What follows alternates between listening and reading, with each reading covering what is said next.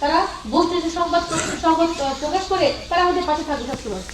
তাই এখানে যে আমাদের 2টা ভোট কেন্দ্র এবং আমাদের প্রায় 32টা উপরে ভোটার এখানে, তা আমরা কি আপনাদের কাছে এই প্রত্যাশা পেতে পারি যে 12 তারিখে অত্যন্ত সুষ্ঠুভাবে নির্বাচন সফল হবে এখানে?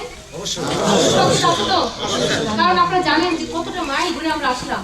এখন এই ব্যালট বাক্স সহ একটা কাস্টমস অফিসার, প্রিজাইডিং অফিসার, সে হয়তো বা স্কুলের টিচার বা ব্যাংকের কর্মকর্তা অথবা অন্য কোনো ব্যক্তিত্ব, এই যে লোকটা আসবে ব্যালট বাক্স নিয়ে আপনার সাথে একটা থাকবে, হ্যাঁ, তারপর তো ভোটের ঠিক মতো গণনা করে আমরা নিতে না পারি, এটাকে তাহলে আমাদের ভালো করতে হবে। তো এই বিষয়ে আপনাদের একাদশ জাতীয় সংসদ নির্বাচন এবং গণভোট 2026 উপলক্ষে ভোটার উদ্বুদ্ধকরণ উঠান বৈঠক অনুষ্ঠিত হয়েছে। কুড়িগ্রাম সদরের মোগলবাসা ইউনিয়নের চর সীতাইঝাড় নুরানি ও হাফেজিয়া মাদ্রাসায় একাদশ জাতীয় সংসদ নির্বাচন এবং গণভোট 2026 উপলক্ষে ভোটার উদ্বুদ্ধকরণ উঠান বৈঠক কর্মসূচি অনুষ্ঠিত হয়েছে। সোমবার দিনব্যাপী কুড়িগ্রামের চরের সাধারণ খেটে খাওয়া মানুষদের নিয়ে এই উঠানের আয়োজন করেন কুড়িগ্রাম সদর উপজেলা প্রশাসন। এ সময় সদর উপজেলা নির্বাহী অফিসার ইসমাইল হোসেনের সভাপতিত্বে প্রধান অতিথি হিসেবে উপস্থিত ছিলেন অন্নপূর্ণা দেবনাথ, জেলা প্রশাসক ও রিটার্নিং অফিসার কুড়িগ্রাম।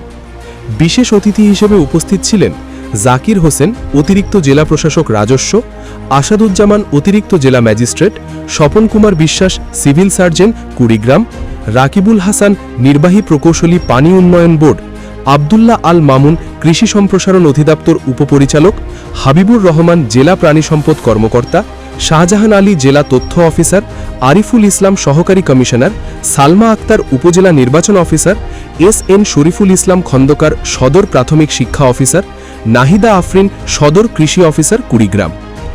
একাদশ জাতীয় সংসদ নির্বাচন এবং গণভোটে ভোটার উদ্বুদ্ধকরণের পাশাপাশি স্বাস্থ্য, কৃষি, প্রাণী ও শিক্ষার মান উন্নয়নে উঠান বৈঠক ও পরামর্শমূলক সেবা প্রদান অনুষ্ঠান অনুষ্ঠিত হয়। এ সময় প্রধান অতিথি অন্নপূর্ণা দেবনাথ, জেলা প্রশাসক ও রিটার্নিং অফিসার জানান, দেশের উন্নয়নে এ নির্বাচন অত্যন্ত গুরুত্বপূর্ণ এবং দেশের চাবি আপনাদের হাতে। তিনি হাঁ এবং না ভোট নিয়ে জনসাধারণের উদ্বুদ্ধ করেন। এছাড়াও তিনি চরাঞ্চলের মানুষের শিক্ষা, স্বাস্থ্য, যোগাযোগ ব্যবস্থার উন্নয়নের বিভিন্ন দিক নির্দেশনা প্রদান করেন।